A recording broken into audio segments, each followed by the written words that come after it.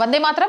నేను మీ journalist Navata. Welcome to our political. రాజకీయ అవగాహన రాహిత్యమా లేక కావాలని చేస్తున్న కుట్రల? ప్రోటోకాల్ పాటించడంలో జోసెఫ్ విజయ్ వైఫల్యం. ప్రస్తుతం తమిళనాడు రాజకీయాల్లో జరుగుతున్న పరిణామాలు చూస్తుంటే రాజ్యాంగ వ్యవస్థల పట్ల కనీస అవగాహన లేకుండా కొందరు నేతలు ఎలా వ్యవహరిస్తున్నారో స్పష్టమవుతుంది. ముఖ్యంగా జోసెఫ్ విజయ్ విషయంలో జరిగిన తాజా ఘటన ఆయన టీం యొక్క రాజకీయ అపరిపక్వతను బయటపెట్టింది.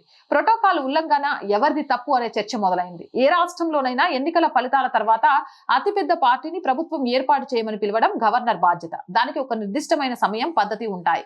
కానీ గవర్నర్ నుండి కనీస ఆహ్వానం అందకుండానే హడావిడిగా వెళ్లి సంఖ్యాబలం చూపిస్తామనడం కేవలం రాజకీయ అవగాహన రాహిత్యం మాత్రమే అవుతుంది. కనీసం 2 రోజులు వేచి చూసి ఉంటే రాజ్యాంగబద్ధంగా గవర్నరే పిలిచేవారు. కానీ ఈ లోపాన్ని దాచిపెట్టి అనవసరంగా కేంద్ర ప్రభుత్వంపై, మోదీ ప్రభుత్వంపై నిందలు వేయడం హాస్యాస్పదం. రాజ్యాంగబద్ధ పాలనకు నిదర్శనం బీజేపీ. కేంద్రాన్ని విమర్శించే వాళ్ళంతా ఒక్క విషయం గుర్తుంచుకోవాలి. దేశంలో రాజ్యాంగాన్ని అక్షరాల తూచా తప్పకుండా గౌరవించే పార్టీ ఏదైనా ఉంటే అది బీజేపీ మాత్రమే. దీనికి పశ్చిమ బెంగాల్ కంటే పెద్ద ఉదాహరణ మరొకటి లేదు.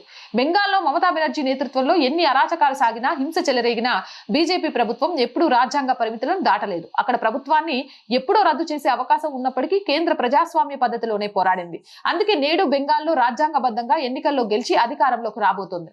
విజయ్ జోసెఫ్ మరియు అతని టీం చేసిన తప్పులకు గవర్నర్ ను, కేంద్ర ప్రభుత్వానికో సంబంధం లేదు. తన సొంత వైఫల్యాలను కప్పిపుచ్చుకోవడానికి మోదీజీని తిట్టడం అనేది ఇప్పుడు ఒక ఫ్యాషన్ గా మారిపోయింది. ఇలాంటి చౌకబారు విమర్శల వల్ల ప్రజల్లో ఉన్న గౌరవం తక్కుతుందే తప్ప రాజకీయంగా ఎలాంటి మైలేజ్ రాదు. రాజ్యాంగంపై గౌరవం లేని వారు, ప్రోటోకాల్ తెలియని వారు నాయకులుగా చలామణి అవ్వాలని చూడటం దేశానికి ముప్పు. కనీస పరిజ్ఞానంతో రాజకీయాలు చేస్తే ఇలాంటి పరాభవాలు ఎదురవ్వవు.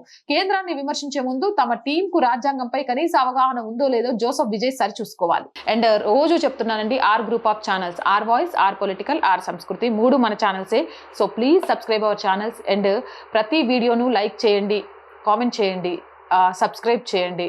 చాలా మంది ఉన్నారు చూసేవాళ్ళు, కానీ సబ్స్క్రిప్షన్స్ మాత్రం చాలా తక్కువగా ఉన్నాయి. సబ్స్క్రిప్షన్ చేయడం వల్ల మీకు ఒక్క పైసా ఖర్చు ఉండదు.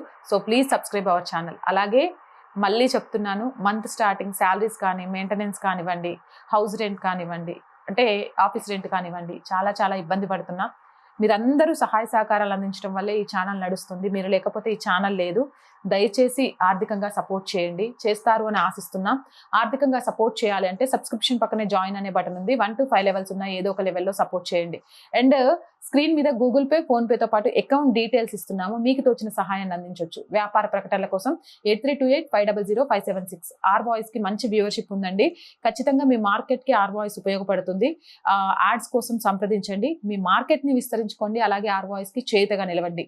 జై హింద్, జై భారత్.